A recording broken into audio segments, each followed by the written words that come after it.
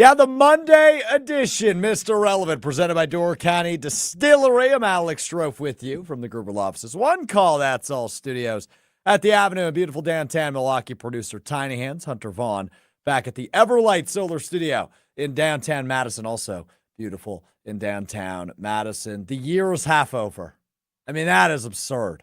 It's already July 1st. We've got the first half of 2024 in the books, which means we are closer to football season, both college football and the NFL season. We are just 3 weeks from today, the first training camp practice for the Green Bay Packers. I hope 3 weeks from today we're up in Green Bay partying. I hope we're up in Green Bay watching training camp. And I'm not technically an owner. I do not own the piece of paper for the Packers. But the owners' meeting is at noon on July 22nd. And training camp kicks off at 10:30 a.m. that morning. So Monday, July 22nd, big day.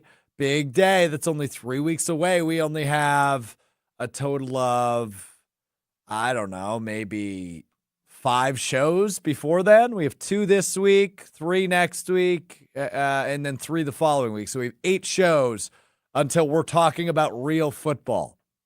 And we're probably going to get a big contract signed between now and then. That is awesome.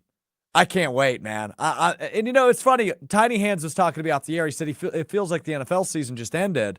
I feel like it's been months. I feel like I'm ready for football. And I feel like it is go time for football. So I'm itching. I'm scratching. I'm ready for the football season. But Hunter, I'm curious. You said it feels like it just ended. Do you really feel like the summer just began? I feel like it's been months and months since we watched a football game. I mean, it has been a while since we watched a football game, but I also think it just means I'm just more of a busy person. You know, I do things to fill my time. I'm not sitting there just waiting for football to start like you are. So I just do a better job of managing my free time than you do. That's all it is. Okay, well, I think that's false because we were also talking off the air. Now I'm gonna air your business because you came after me. I spent all 3 days this weekend, Thursday, Friday, Saturday, once again at the world's largest music festival, Summerfest. Some good music this weekend. Got absolutely poured on at the All-American Rejects on Friday. I know we talked about my concert dilemma on Friday. I ended up spending pretty much the whole time at All-American Rejects. It was a good show. They sounded very good, but I was just getting dumped on by the rain, Mother Nature. So that was no fun. I was rather moist. I was rather soggy walking out of Summerfest on Friday. Beautiful day on Saturday, though. And Fletcher is who we ended up watching. Steve DeStoner as well, a Milwaukee-based rapper. You may know him from TikTok and his free concerts that he does all over the city with his big speaker. He just yells free concert. He played at Summerfest on the Generac stage on Saturday, so I got to see a little bit of him as well. But it was a good time. So I feel like I'm doing a great job with my free time. Yesterday, I was at the Milwaukee Public Market, went out for brunch. We saw David Gruber, walking through the city yesterday over by the Public Market in the historic Third Ward. So I do a great job. And Hunter, what did you say you did on Saturday with all your free time with the wife out of town? I played a considerable amount of Madden as well as then did some laundry. And then Nice. Sunday, I worked Sunday Karma. And then I ran some errands, did a big Costco run, and then did some meal prep for the week. So I still did things. I'm sorry that I just don't go over to Summerfest. I played a considerable amount of Madden. What does that mean? Is that 8 hours? Is that 4 hours? What is a considerable amount? Enough where I realized I hadn't taken a break from one meal to the next. How's that sound? So we're talking at least 6-7 hours in a row right there. Yeah. I mean, Hey, look, no judgment. It's the only way that I can bring a Super Bowl back down to Dallas, so I take advantage of that, okay? Dak's won a couple MVPs for me. We've got a couple of Super Bowl trophies. Life is good. McCarthy's still the head coach. Everything's going great. It's the only time that I can feel joy from the Cowboys, okay? Yeah, that's a good point. Good point. You can get me on Twizzler, as we talked about on Friday, or X, or Twitter, or whatever you call it, at Alex_Strouf, STROUF is the way you can get at me on Twitter. You can also get at me on the YouTube chat, ESPN Milwaukee, ESPN Madison, your way into the show as we are live with you each Monday, Wednesday, and not this Friday due to the holiday, but we're usually with you on Fridays, beginning at 12:30 on the ESPN Milwaukee, ESPN Madison YouTube channels, and the ESPN Madison Facebook page. New Green Bay men's basketball coach, Doug Gottlieb. I got to catch up with him for about 8 minutes on Friday at Summerfest. See, everybody's going to Summerfest, Hunter. It's your turn. Doug Gottlieb, the new head coach of the Phoenix up in Green Bay. We talked with him, like I said, just about under 10 minutes on Friday. So we'll air that conversation here coming up in a little bit. Brewers win another series. They get the series win over the last place Chicago Cubs and the Trader. So big weekend for them. 5 grand slams in 8 games for the Brewers. So we got to nickname the stadium. We're gonna hash that out a little bit later, as well as hear from the manager Pat Murphy on all the grand slam success and somebody selling their franchise. We'll wrap up the show with that in what we learned, as we always do at the end of the show. But I want to start here. Very productive weekend for me, Hunter, whether or not you believe it. Productive weekend for me. Saturday, I went to work, baby. State of the Packers on ESPN Wisconsin with my guys Jason Wilde from Wilde and Tausch and Gabe Neitzel from Jen, Gabe, and Chewy. 3-hour edition. The 3rd year we have done this show together, the 3 of us, but this show's been around for like 2 decades at this point. It was, and Jason tells the story at the beginning of the State of the Packers if you want to go watch back or listen to it back in the Green and Gold Fix podcast feed, or it'll be airing a ton this week across ESPN Wisconsin during our holiday programming on Thursday and Friday. So if you missed it, you can catch it on either of those days in place of the usual Wilde and Tausch slot 9 to noon, Thursday and Friday. But Jason, that was the first radio thing he really ever did consistently, was State of the Packers live from Summerfest. That eventually evolved into what is now Wilde and Tausch, but it is a show we revived a few years back where we do a in-depth positional breakdown. We look at every position group, including the kicker this year. That was a new ad. Typically, we've ignored special teams. This year, we did a State of the Kicker with all the drama going on. Greg Joseph, Anders Carlson, and the new guy whose name I already forgot, they signed from Detroit. So we did State of the Kicker, State of the Defensive Back, State of the Linebacker, State of the D-Line, State of the Offensive Line, State of the Pass Catcher, State of the Running Back, State of the Quarterback, State of the Coaching Staff. So we go in depth. I mean, it is a really fun show. We really get to nerd out a few weeks ahead of training camp every year. And then in our final hour, we really give like an in-depth projection. What is this team's ceiling? What are the expectations for the 2024 Green Bay Packers? And that's where I want to start today, because I'm so fascinated by the expectations of this team and how much has changed in a year. How much can change in a year. As I walked to Summerfest on Saturday, I was reflecting on what we talked about a year ago on that same program, with all the question marks around the quarterback position and all the negativity and pessimism around the youth movement that the Packers went into last summer. Pretty much moving on, which they officially have now at this point with David Bakhtiari and Aaron Jones no longer on the roster. Moving on from everybody that was part of the Aaron Rodgers regime, right? And bringing in some young, unproven receivers. Watson and Dobbs certainly were less proven, and Dobbs certainly was less proven than he was this year, going into this season. Jaden Reed and Dontavian Wicks hadn't even played an NFL game yet. The tight ends, Luke Musgrave, Tucker Kraft haven't played NFL games yet at this time 1 year ago. So the show is very different a year ago than it is this year. Last year, Gabe and Jason were very much telling me the glass was half empty, while I was trying to tell them the glass was half full a year ago. When they were 2-5, those two looked like geniuses. When they won a playoff game, that's where I started to look like a genius, because I believed in Brian Gutekunst and I believed in Jordan Love. And ultimately, I wound up on the right side of history with the expectations for last year. But there really weren't expectations last year for the Green Bay Packers. The expectations were, oh boy, let's hope Jordan Love's got something, because it ain't sounding super good. 3 years of training camp and practices and preseason games. Well, 2 years of preseason games, really. He hadn't really shown us any great flashes yet. There was no, oh wow moments, as Jason Wilde dubbed them a year ago. With Aaron Rodgers, when he was behind Brett Favre and ultimately took over for Brett Favre, there were a lot of, oh wow moments. This guy's got it. When Patrick Mahomes took over the steering wheel for the Kansas City Chiefs a few years back for Alex Smith, there was no shortage of talks about how great and elite he was in practice and training camp. With Jordan Love, there really weren't expectations. It was just, well, hopefully they figure it out. This will be the year that either tells them, hey, he's your guy, or hey, he's not your guy, and it's time to reset the clock. And through the first half of last year, I don't know if there was really a clear-cut answer on what Jordan Love was or could be.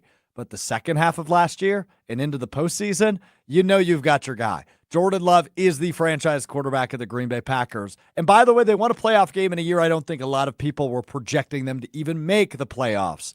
So all of this to be said for what?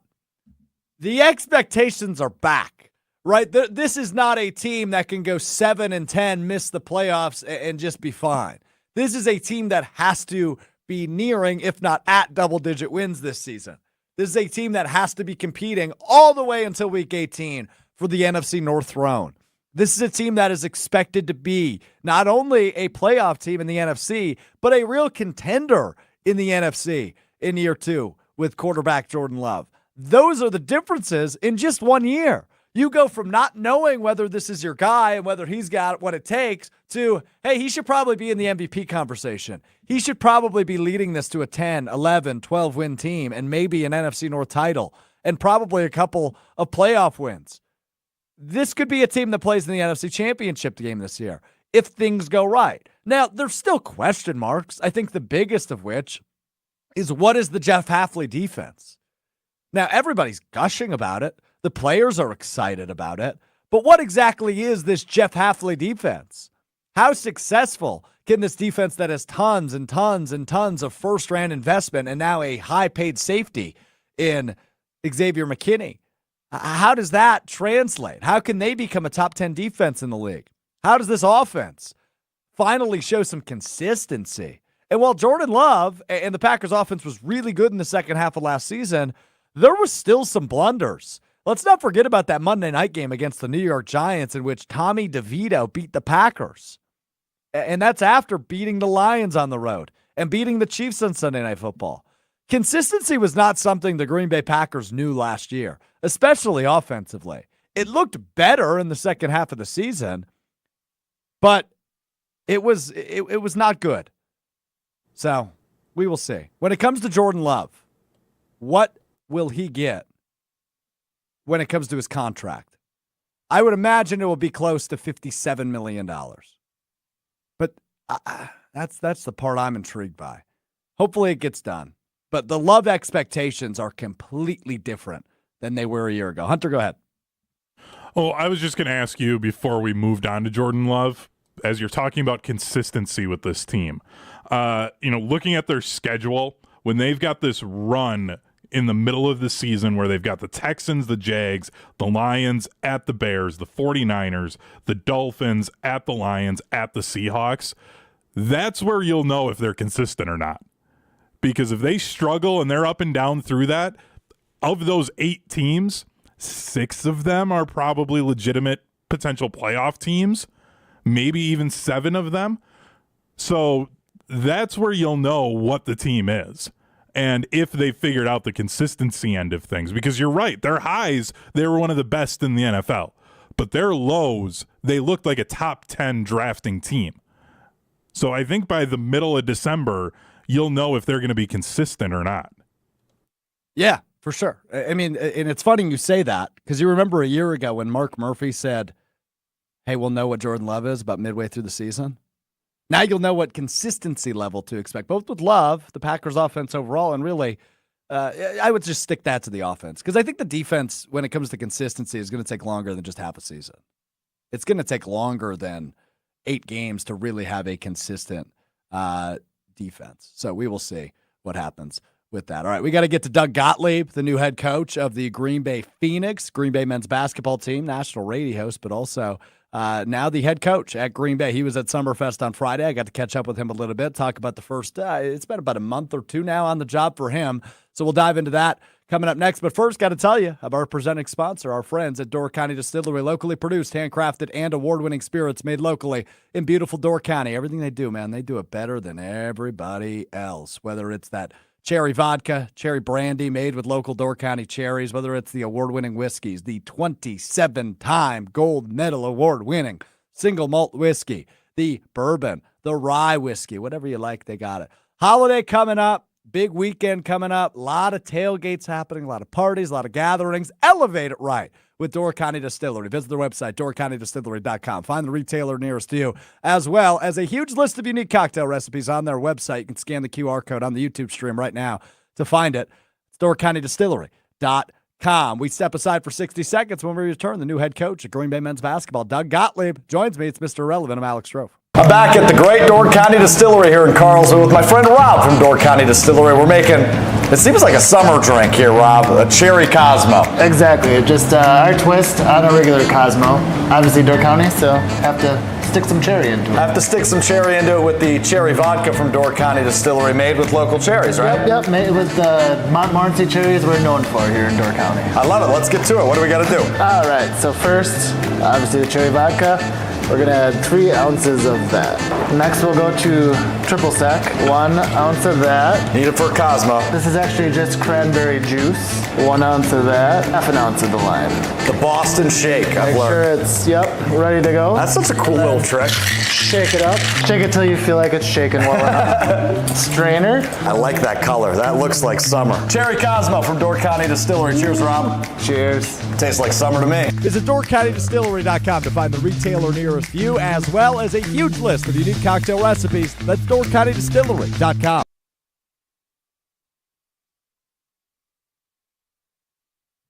Let's tee it up. Doug Gottlieb, new Green Bay men's basketball coach, joins me now, Mr. Irrelevant. Here with the new head coach of the Green Bay Phoenix, Doug Gottlieb. Dougie G in the Tundra. First off, let's start there, man. You dubbed it the Tundra, life in the Tundra. How's everything going the first few months? It's awesome. I hope the weather's like it's been, I've been told the weather's like it's been the last couple weeks all year long. No, I'm kidding. Really amazing. It's like one of those things you dream of an opportunity and then you get one in a place that is so welcoming. And, I happen to go into an environment where Sundance Wicks did such a great job kind of turning around the whole mojo of the program, and the guys that he left me have just really absorbed the culture that Sundance is a part of, built, and I want to continue on. So I couldn't be happier with how the first month has gone, and hopefully the next whatever months go even better. You've been around basketball a long time, Doug. I mean, you've seen how college hoops especially has evolved with NIL and transfer portal and constantly recruiting your own team, but also externally. And now in a head coaching position, is this what you expected? Is it more? I mean, how have the expectations on the outside now changed that you're in the inside? It's an interesting question because the first thing is you got to figure out how badly do I want to win now and how badly do I want to try and build. And so many of us who've covered it are like, well, can you really build it? I believe you can. In terms of the NIL world, I kind of think all of it benefits our level. If I was at Wisconsin, if I was at Marquette, and I got the job late, it'd be really hard. But at my level, you have so many high school kids that the high majors have said, you can come, you can make some money, but you're not going to play. And then you have lots of kids at my level that simply want an opportunity to compete to maybe get to that level. And look, the couple rules that we have in recruiting is we want guys that want to be there. I want volunteers, not hostages. And we want to try and have as many multi-year guys as possible. In order to do that, we know it's not just about NIL. It's about making the players feel like they're valued as human beings, valued in their lives, as well as valued as basketball players. So we're trying to build an environment where it's a family, and we've been working, we're on vaccine for 2 weeks. We get 4 hours a week, but there's been some hard 4 hours. And we're trying to kind of change the tempo of how we play a little bit faster, play a little bit more wide open, get after people a little bit more defensively. But in terms of the landscape of the sport, it doesn't have as much of a play at our level yet. There's some schools in the league that do really well, and we'll have to compete with them. But I'm really happy with what we've got in the program time. And in terms of NIL, it hasn't been nearly the factor that you think it would be, and that we're selling opportunity, not money. Right? It's an opportunity, and an opportunity to make money. Hopefully at Green Bay and maybe elsewhere. But in the meantime, all our guys want to be there, and they've shown incredible attitudes. And, they've really become a family in Shore. I don't want to get too futuristic. I want you to get to your first season. But when I hear you explain that, I wonder about turnover, right? If you're selling an opportunity and you guys exceed expectations like Green Bay did a year ago, do you worry about long-term roster construction? Are you going to have a lot of those 4-year guys, or do you not anticipate that? Look, I have one senior, and he is really talented. We know he's gone. I have probably one or two others where we know going in that the expectations are if they do well enough, they can do a Noah Reynolds. But I want to keep many of them as possible. I mean, you look at Purdue, that's what they did. UCLA 2 years ago, everybody in their program had started their career in their program. And that's why you're able to be successful. We want a high recidivist rate. So that's really my goal in terms of raising money for our foundation, raising money for NIL. It's not buying kids to bring them there. It's making sure they're well taken care of and they know they're going to stay. You know, food, their beds. You know, you have athletes who want to be treated like high-level athletes. So that's what we're fighting for and working towards. And the great thing about it is I have a president who's on board with making it a great place to play and to live, an athletic director who's forward-thinking the exact same way. And so, yeah, I mean, obviously it's a concern. You don't want to have to rebuild your team and reteach basketball every year. And I think I'm building a base of guys that want to stay, that want to build together. And I think they're going to get better and better every year they stay. Doug, I love hearing about it. You're in Milwaukee. It's where you were born. Your pops was the coach here. I hear you talking a little trash to the Panthers when you got the mic at the Alumni Charity Challenge.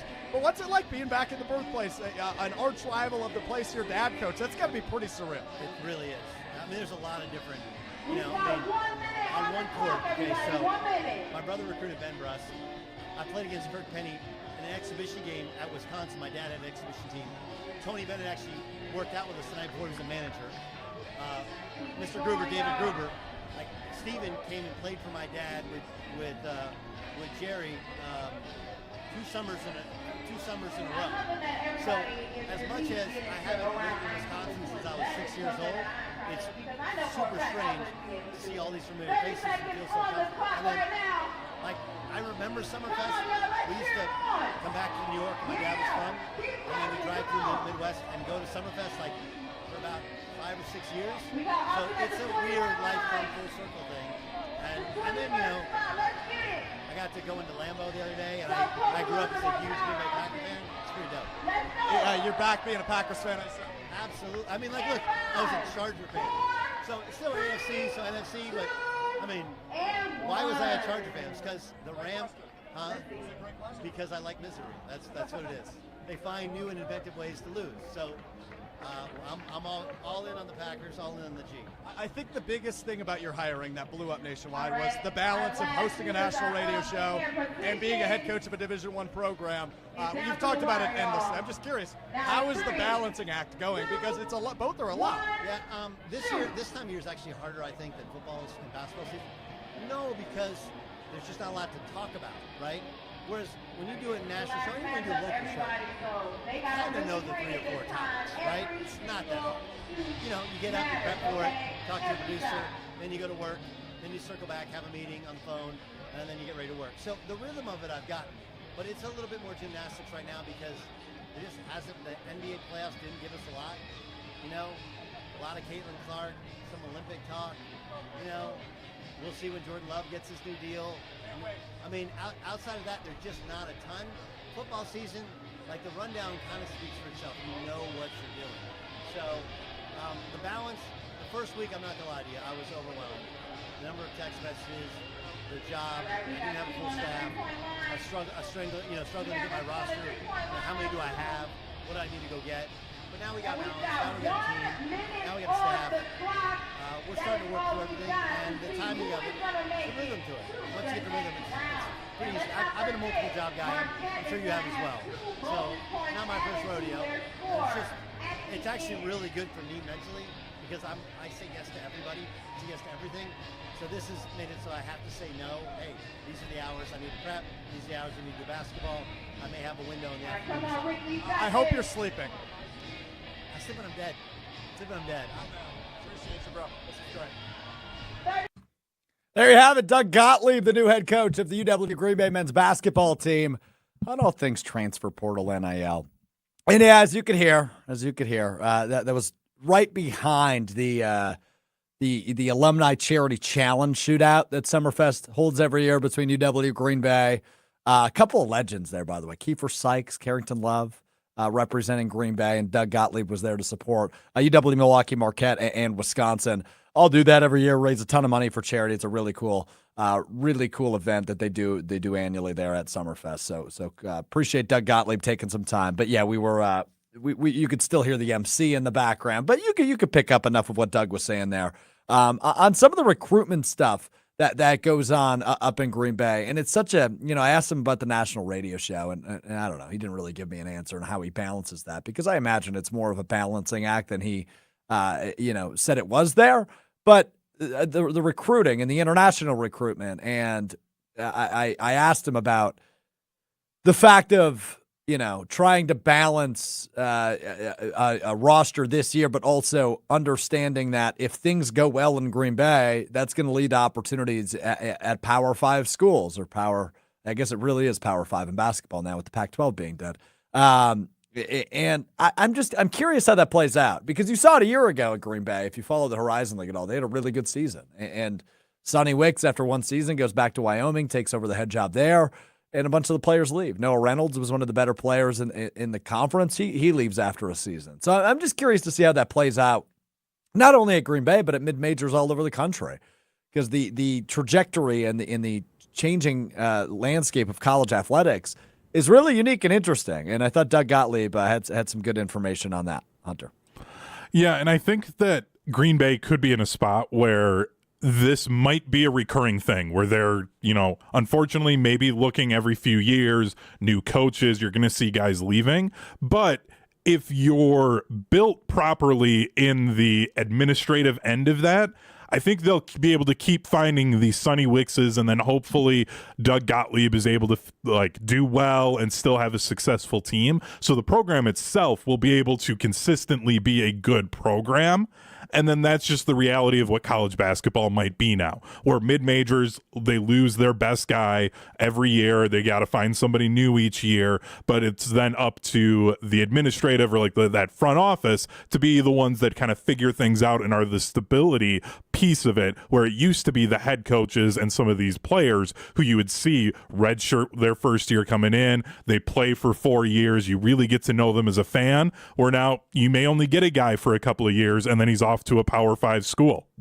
Yeah, I mean, I think it's a good point. And, listening to Greg Gard, who joined Kyle Bruston-Nortman last week, kind of talked about the same idea of just not college athletics anymore. Those 3-4 year guys that you get used to learning and seeing just really don't happen as often these days, right? When you think of Wisconsin right now, who are the longest tenured Badgers? Stephen Crowell has been there his entire collegiate career.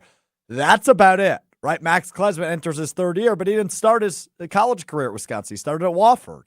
So I just think the come in as a freshman, don't get a ton of playing time, and then evolve into a starter in your junior year and stay for your senior year. It's gone. It's non-existent.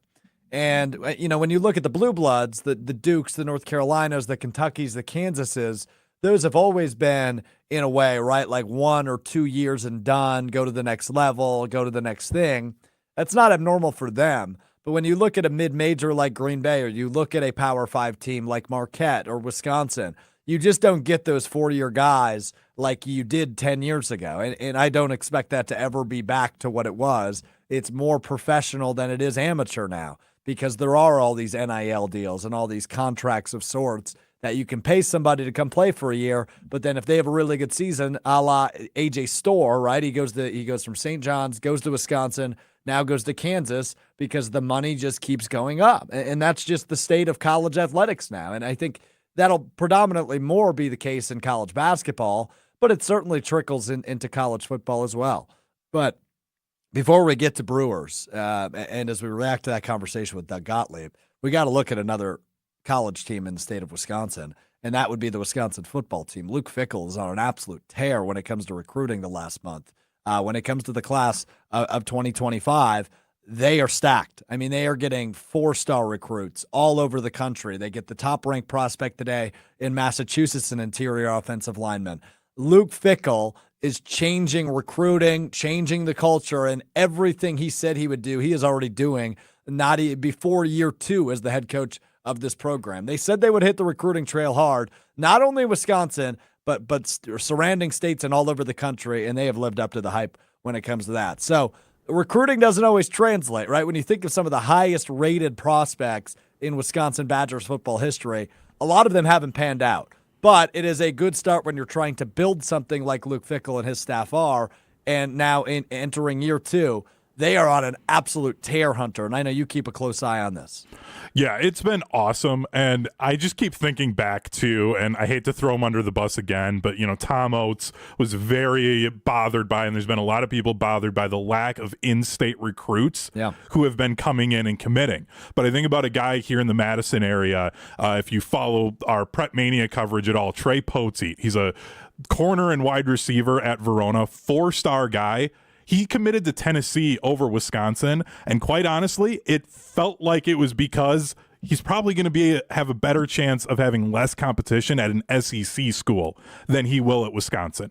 He'll probably play corner there, but that's the job that Luke Fickell's doing. So I think the fact that they're not having to rely on developing the in-state guys to being great Big Ten players, they're being able to find great high school athletes from other parts of the country, and then they're just so much better than, unfortunately, the products we have here in state.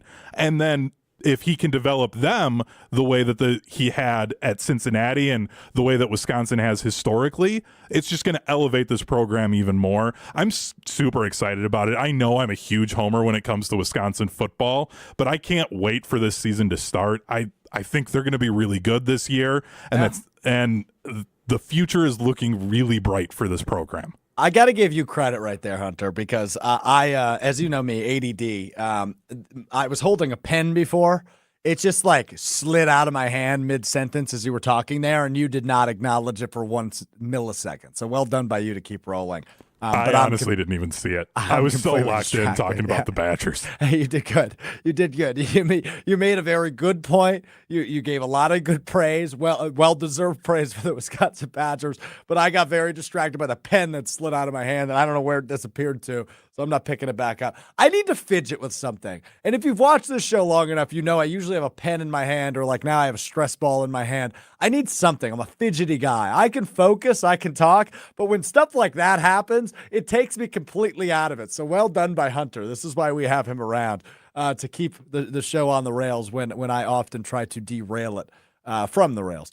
Let's move on. Baseball stuff. Yeah, baby. Brewers still a first-place team. They get the series win. They take 2 out of 3 against the rival Chicago Cubs, who are in last place of the NL Central and the Trader.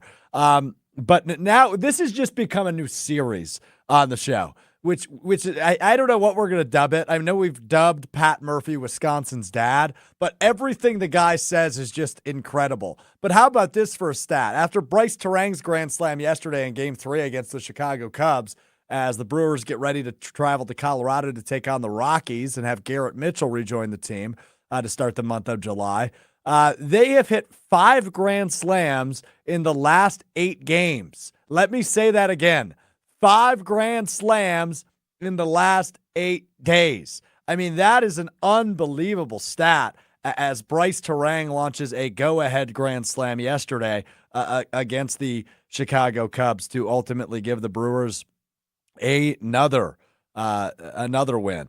The 5 grand slams in 8 games are join only the 2020 Padres, San Diego Padres, as the only teams in MLB history to hit 5 grand slams in 8 games. It's only happened one other time in MLB history. It was just a couple of seasons ago for the San Diego Padres. The Brewers, by the way, 25 comeback wins this season, the most in the majors. Each of their last 5 games come from behind wins. So this team, as I've said a million times the last couple weeks, continues to find new ways to win. Recently, it's grand slams and come from behind wins. Pat Murphy asked, how is your team hitting so many grand slams yesterday after Bryce Terang's grand slam, the 5th in 8 games? Here's Wisconsin's dad with his answer, courtesy of Dave Gasper. That wasn't very effective with bases loaded up until about a week and a half ago. Now pitchers can't keep the ball in the park against you guys with the bases loaded. Just what's the explanation for something? The bases loaded. It's a secret plan. How to hit homers with the bases loaded. It's been working. We bought it. It was a recipe online. It was a recipe online. We bought it. We bought the secret recipe offline. You know, it's one of those cookbooks. Martha Stewart wrote it. Bought a secret recipe. Just working out. I mean, come on, who comes up with that? Bought a secret recipe online. Yeah, I bet you did, Pat. Buy it on Twizzler? Where'd you buy it from, bro? I mean, yeah, it's just they're getting lucky. But I will say, Craig Counsell, I don't know, bats are bats, right? Like the manager isn't swinging the bat. I know Craig Counsell used to, but obviously when he was the manager, he wasn't. The way they are finding ways to win is just it's baffling. And but they have been much more consistent with runners in scoring position recently, especially under Pat Murphy, than they really ever were under Craig Counsell. So that secret recipe that Pat Murphy bought from Martha Stewart off Twizzler is seemingly working, Hunter. Yeah, and I saw an interview on MLB Network that Pat Murphy did this weekend, and he just talked about the fact that he tries to go in when he was a college coach and then when he came up to Major League Baseball of just like telling the guys, hey, I care about you. I want you to succeed, and genuinely caring about them as people, very much like the Ted Lasso style of things. And I think that's a huge part of what's going on with this team is he went in with that mentality, and it's just helped loosen the guys up. Like, I feel like Craig Counsell just had he has a very business-like approach to things. Mm-hmm. And I think it unfortunately puts a lot of pressure on young players, and they really needed a guy who's just like, hey, I love you guys. We're going to have fun. We're playing baseball. Like, this is what we need to do here in this spot. This is how we're going to try and go about getting these, 2 outs to get out of this inning here. But we're just going to have fun, and I'm just going to have fun right along with you guys. And I think it's loosened them up, and we're seeing what that can do when they get in high-pressure situations like bases loaded against a rival. Last year, I would have just said, oh, ground out, double play, inning's going to be over. Now I'm like, they're going yard. Anytime there's base runners on, they're going yard because that's the type of team that he's built now. Yeah, you're right. I saw in the YouTube chat, I missed who it was, but somebody said it's been every other game. So tomorrow will be Grand Slam number 6. I believe that was on the ESPN Madison YouTube stream, or rather the ESPN Milwaukee YouTube stream is where that comment came in. Tomorrow will be number 6. It's been every other day. That comment from Sispack Abs on YouTube. At ESPN Milwaukee, which is where you can get into the show. So before we move on to what we learned, Hunter, on the right side panel where we list our topics for the day, I initially wrote Am Slam Field. You changed it to Slam Fam Field. What are we dubbing this? Because I feel like the word slam obviously fits in with the stadium nicknamed Am Fam Field, American Family Field. What are we calling this? Is it Slam Fam or Am Slam? I prefer Slam Fam because then you still keep the am part of it. So you're ending off of Slam Fam Field instead of just Am Fam Field. So I feel like that just flows right through better than Am Slam Field because then you're completely dropping a letter off. So that's why I went that way. I don't have a better case. I like yours better. I think it's Slam Fam Field for the grand slams that have been hit over the last couple of weeks. Speaking of slam, I've never understood Grand Salami. I've never understood why they call it that. I like salami. I got nothing against it as a sandwich meat. But why do we call do you know the reasoning behind Grand Salami? I've never understood that. I don't, other than just the playoff of you're adding, what is it, like a letter? I don't know. I can't really spell, but you're only like adding a letter or two to slam. So that would be my guess. I can try and look it up here before the end of the show. But you're adding an A and an I. I don't know. It's just people getting tricky with it, I guess. Ribbies, same thing, right? RBI, plural of RBI, ribbies. So I guess you're probably right about that. There you go. Slam Fam Field. Final answer. It's what we're calling it, especially if this continues, which would be great. But this is a first-place team, man. And now we are in the month of July, which means the trade deadline coming up at the end of the month. They better be buyers. That's all I'm saying, as they have the third-best record in the National League. All right, we learn something new every day. Hope you learned something new this weekend. Hunter, I start with you. What'd you learn this weekend? It's actually Brewers related as well. Okay. I learned that the Brewers haven't had a Manager of the Year winner. Really? And I feel like this would be the time to do that. I mean, I'm going to be honest, didn't double check that before I just said it, but I was trying to look up the Grand Salami thing, and then I got flustered and just threw that out there, so I will double check it. But if that's the case, like, Pat Murphy better win it this year with the job he's doing. So that's what I maybe potentially learned with an asterisk. Yeah, I would guess he's got to be a front runner. I'm just trying to think who else might be in there. Philadelphia's manager, I imagine, will have a say. But Pat, I mean, as a first-year manager, you got to give him a ton of props in the way in which they've won games. All the different pitchers, all the different closers, all the different injuries they've battled through, and the way in which they're winning is absurd. But obviously, it needs to continue that way. So we will see what happens there. But that is interesting. I can't say I knew that either. I figured Craig actually won one. And I imagine he was the runner-up multiple times, and I think I know he was the runner-up more than once. But to never have a winner, I guess Ron Renicky wasn't really winning any, so that's a fair point. But Craig, I figured, would have won one. That's interesting. I did not know that. Yeah, according to Google, that they have not had one. So I think I got lucky Google. on that. I think I trust Google. I want to end on this because this I find fascinating. After the Celtics win the NBA championship, just what was it, 2 weeks ago? Not even. The Boston Celtics majority ownership group is looking to sell their stake in the Boston Celtics. Not only is this one of the most valuable American sports franchises or the world's most valuable sports franchises, they're also fresh off a title run. They also just signed everybody to a giant extension over the course of the last few years. And they are looking to sell their team and the majority stake they bought back in 2002. This is going to be unprecedented money for the Boston Celtics ownership group, I should say, that they sell.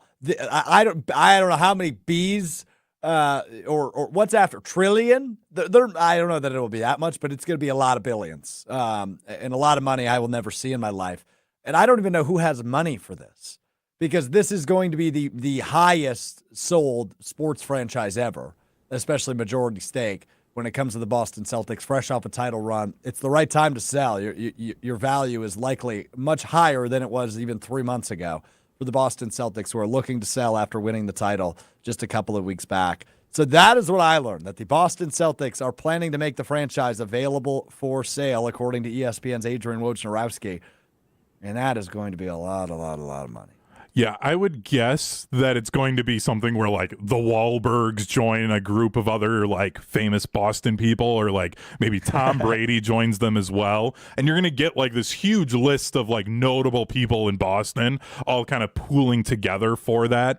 Like the Dodgers did that and Magic Johnson was a part of it. Like it's rare nowadays that you're going to just get one person being able to buy, especially a franchise like that, or the same thing with like the Dodgers. Like, you know, obviously it's never happening, but like the Packers would be a franchise like that. No one person would have the money to be able to put up to buy that just because of what the franchise is and what the brand is, let alone all of the other stuff of like no one's ever buying the Packers.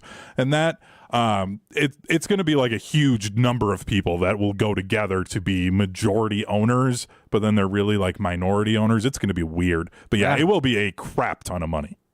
It's a good point. It's a good point by you, as it always is by Tiny Hands. Hunter Vaughn. Thanks to Doug Gottlieb for taking some time to chat it up with us. Thanks to Tiny Hands, as always, for running the show. We're back with you Wednesday ahead of the holiday. More Packers talk coming up with you Wednesday. Thanks, as always, for hanging out. You missed any of the show, you can find it Wisconsin On Demand, Apple Podcasts, Spotify, wherever you get your podcast. Just search Mr. Relevant will be the first result. Or you can find it at ESPN Madison, ESPN Milwaukee, YouTube pages for the full Mr. Irrelevant, presented by Door County Distillery. Looking forward to talking to you on Wednesday. We'll do it again then, beginning at 12:30, ESPN Madison, ESPN Milwaukee YouTube channels. Until then, have a lovely week. Holiday week, short week. It's technically Wednesday today. How great is that? Happy July. Year's halfway over. We'll talk to you on Wednesday. It's Mr. Irrelevant. I'm Alex Strouf. Peace.